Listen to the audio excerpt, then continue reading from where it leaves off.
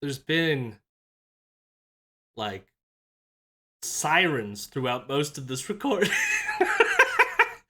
I, I've been trying to like wait till they stop and then just more come. Is everyone okay?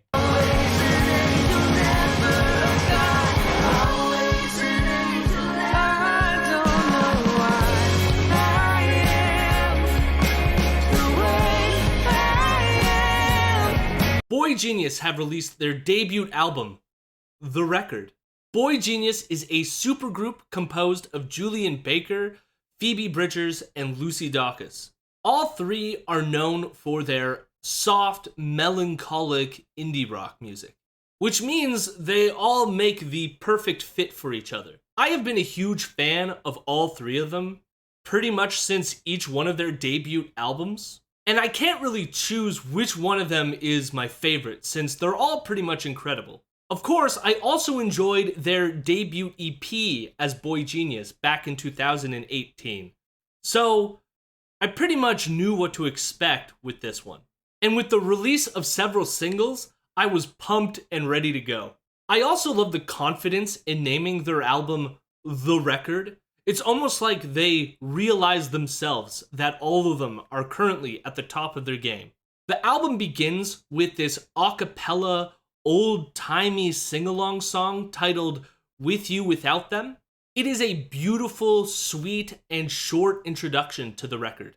This then explodes into the excellent song $20. This is an indie rock banger that is primarily led by Julian Baker. The song seems to be about a struggle with mental health and how this is exacerbated by poverty. You even get Phoebe Bridgers almost screaming near the climax of this song, just begging for $20. We then get the soft and understated Emily I'm Sorry, which is headed by Phoebe Bridgers. The song seems to be about the end of a relationship and how that can cause the loss of a sense of self. It kind of reminds me of the Carolyn Rose album that I had reviewed earlier in the week. It is a heartfelt and touching song with a devastating chorus. We then get the phenomenal True Blue, which is led by Lucy Dacus. I just couldn't do justice to this song describing it. It is just so incredibly heartfelt and touching. In contrast to Emily I'm Sorry, Dacus sings about how they discover who they truly are through their partner. It is such a powerful love song about a healthy relationship, with True Blue representing the idea of true loyalty. We then get the folk, almost country ballad, Cool About It, which begins with Baker, but eventually sees all three taking a lead role here. However, it's Bridgers who delivers this devastating verse. She talks about taking her lover's medication to simply see what it's like. It is almost a sacrificial act to get to know your partner better. I wouldn't necessarily recommend it, but the sentiment is deeply touching. We then get the main single off the album, which is the song Not Strong Enough. This song is just pure ear candy. The verses are primarily sung by both Baker and Bridges. However, Lucy Dacus comes in at the bridge and the final chorus and blows it out of the park.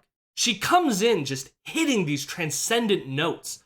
It's almost religious as she sings about having revelations. Overall, the themes of this song surround issues of patriarchy and how men are more valued in society, which, in keeping with the rest of the album, it serves as the kind of emotional core, as most of the songs surround these kind of themes. Revolution Zero is a Bridgers-led track and reminds me a lot of her previous album, Punisher. It is probably my least favorite track on the album. The melodies are sweet, but ultimately it concludes with this very weird sample. I'm not even sure if it is a sample, but it's this weird sort of like old-timey sound that feels kind of off from the rest of the music.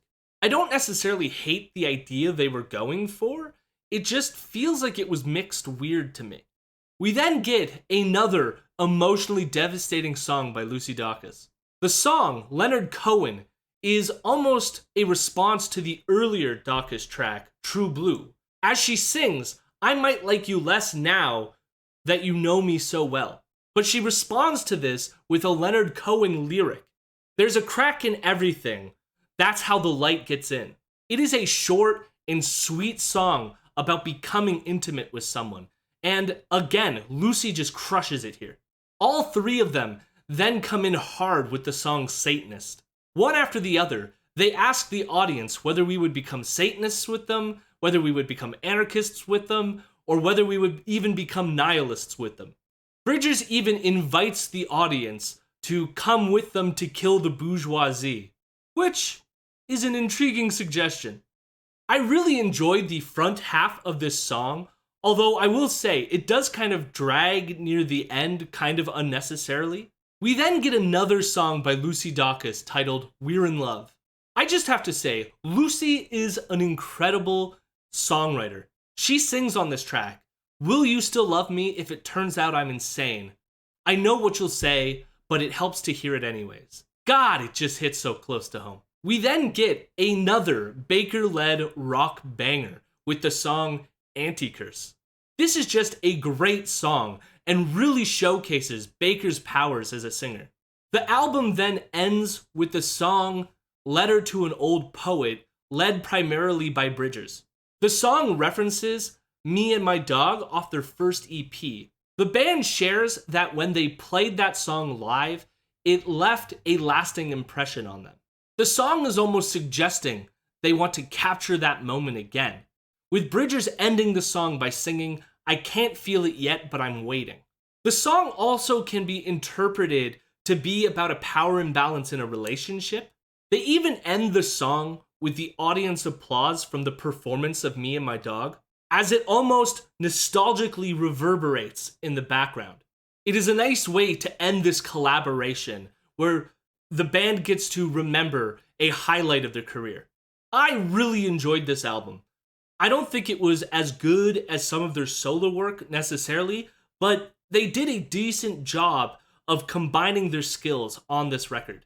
I would love if their next album, if there is a next album, which there should be, if it could be a bit more experimental.